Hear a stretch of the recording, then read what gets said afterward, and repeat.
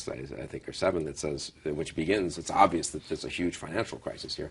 But he says there's also more of a spiritual and sort of philosophical crisis in the modern welfare state. So I think he went beyond the kind of just, gee, I don't like what's happened in the last 30 years. Right. And it really did lead him, he says this in one of the essays, to rethink all kinds of issues of 100 and 200 years ago, and to reread people like Tocqueville, and to think about the founders, and then really to go back even to political philosophy and religious thought. So I do think that's, in that respect, he actually, it's such a good joke, he couldn't resist it, I'm sure, at the time of crime, and everyone's being mugged, and neoconservative as a liberal who's been mugged by reality. But I've always thought it does an injustice, actually, to his own thought and to the thought of others, because they really, it was more than just getting mugged by reality. They really, or at least if that was the first thing, they really then rethought issues in a much more comprehensive way. Right. Yeah, I guess 3 deeper issues come, I think, I detect in this thought. One is just respect for bourgeois values, sort of the immigrant family's values. I mean, he might say it's not transcendent, but they're useful, prosaic. Second, and this he writes about quite a bit in this book, is the American creed and the philosophies of the American founding. And third, the virtuous virtues, the vigorous virtues. And we haven't talked too much about your mother, who has an introduction in the book, but your mother was a great historian of Victorian thought. And certainly her influences, maybe if you could just talk for a minute about what her influences would have been.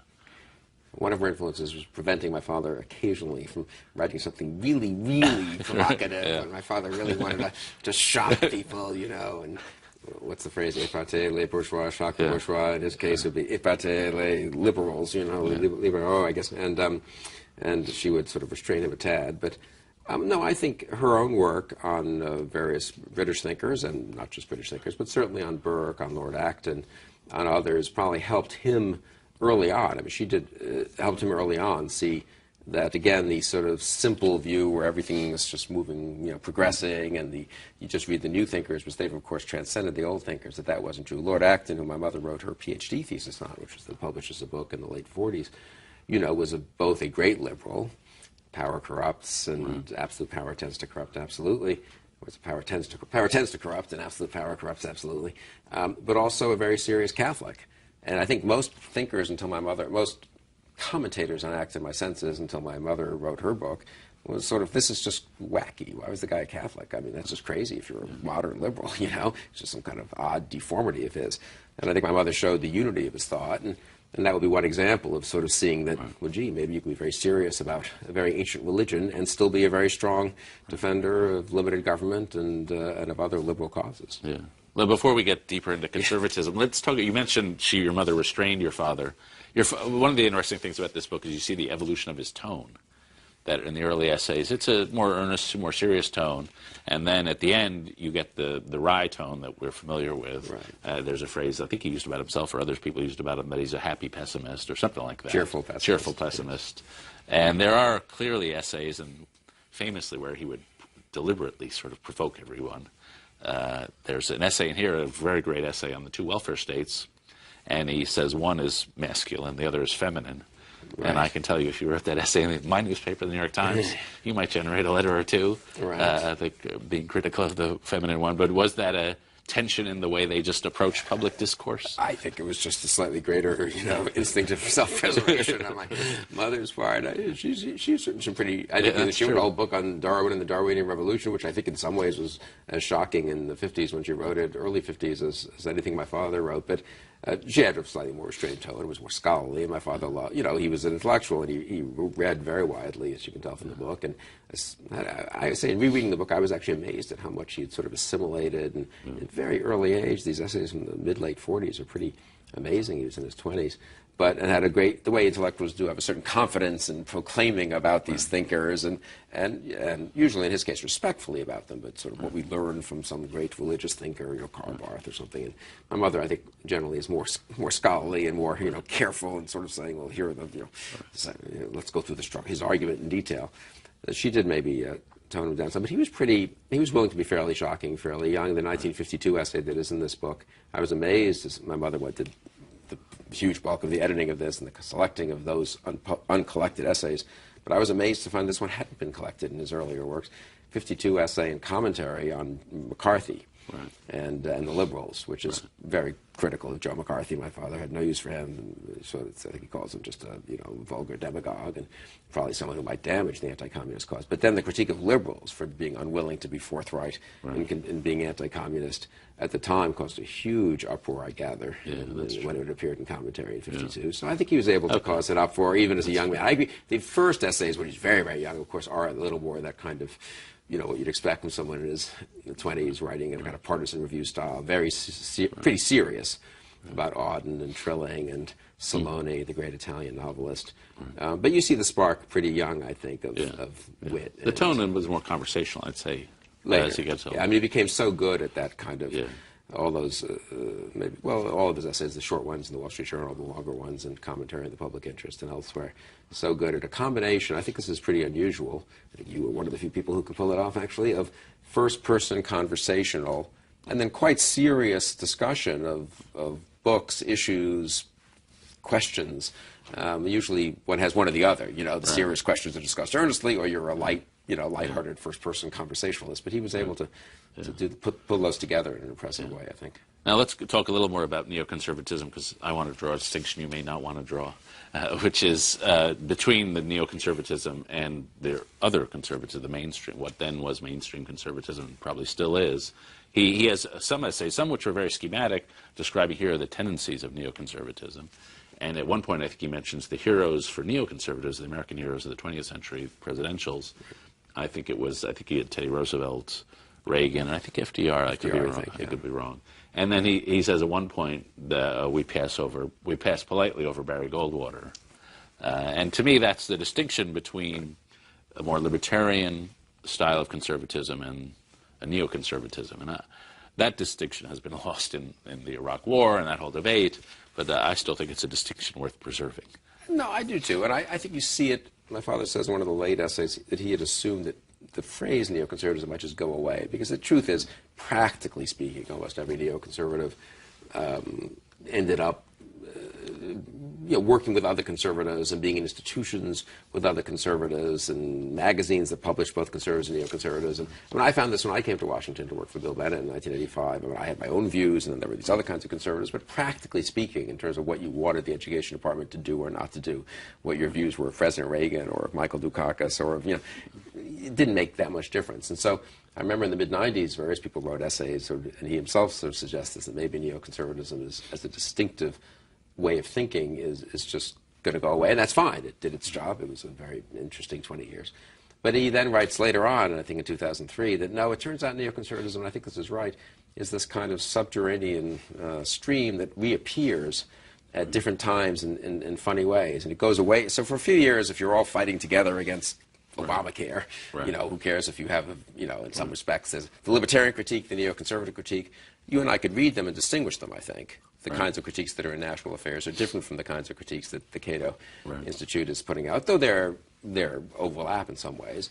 But I think some of the differences reappear. I think they will reappear a lot this year, actually, when Republicans in the House have to suddenly talk about, well, how should we cut the budget? What are the priorities? How bold and dramatic should we be? Are we at war with the entire welfare state, or are we trying to get rid of Social Security or put it on a sound footing? There, I think some of the neoconservative versus libertarian conservative or more traditionalist conservative issues, differences will come up. I would also say, look, there are many strains of neoconservatism. My father probably moved somewhat over the years, and one has to make practical judgments too. If 90% of the budget of the GDP is going to the federal government, you can say, that's okay. We don't have to be concerned about the size of the welfare state that much. We're just concerned about some of the programs are very counterproductive.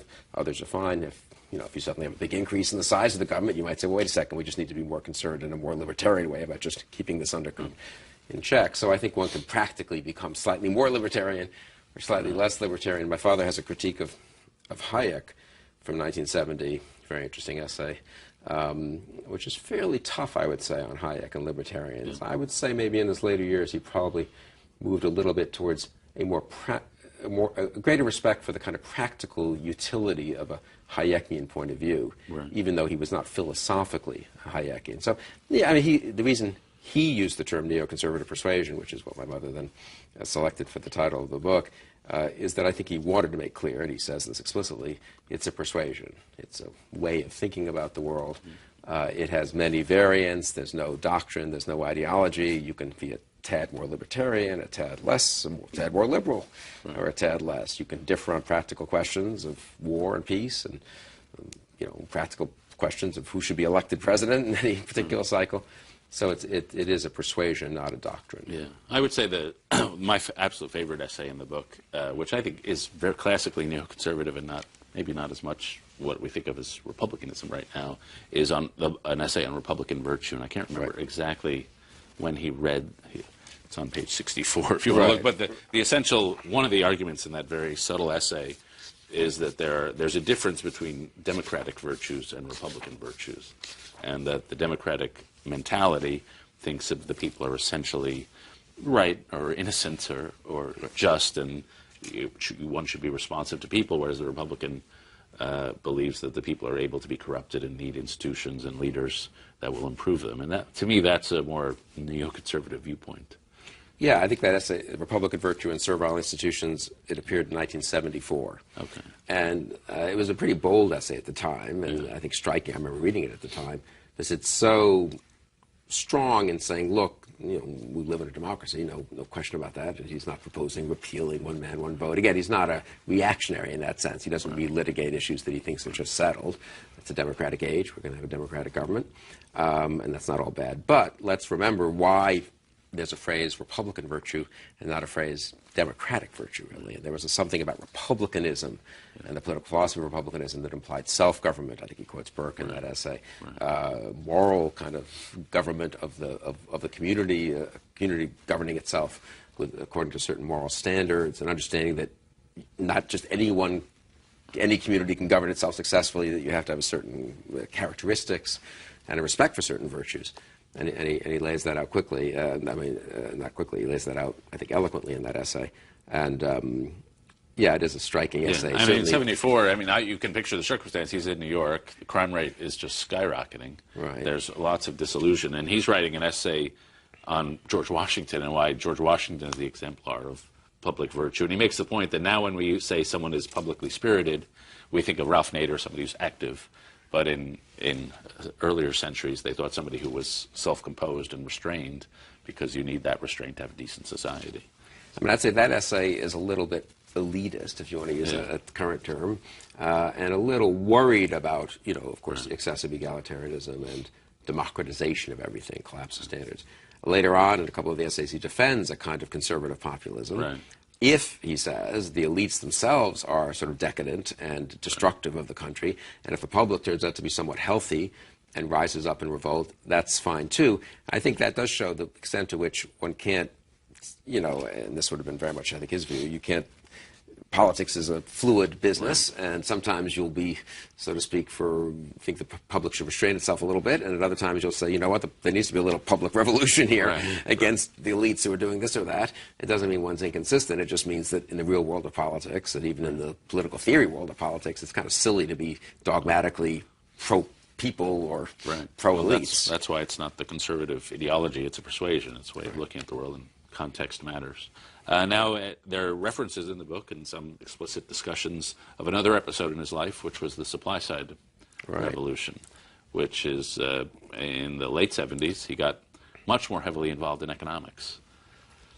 There was an economic crisis in the 70s, and I think he had the sense, again, that it wasn't just, the economy's not doing well, we had some bad policy choices, but that there was a bit of a crisis of Keynesianism, actually, as he says in several of those essays. Those read very contemporaneously, since there was then 25 years later another crisis of a different kind, I suppose, a financial crisis and a comeback of Keynesianism. And it's funny to read him talking about challenging Keynesian orthodoxy at a time when now people in 2011 are doing it again.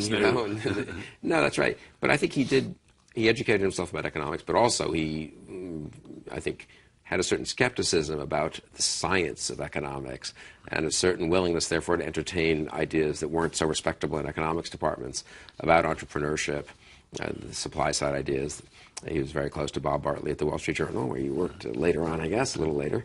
And together, I think they did a lot to actually break through the kind of logjam between sort of liberal big government Keynesianism and conservative don't spend so much, right. you know, let's balance the budget, orthodox Republican economics.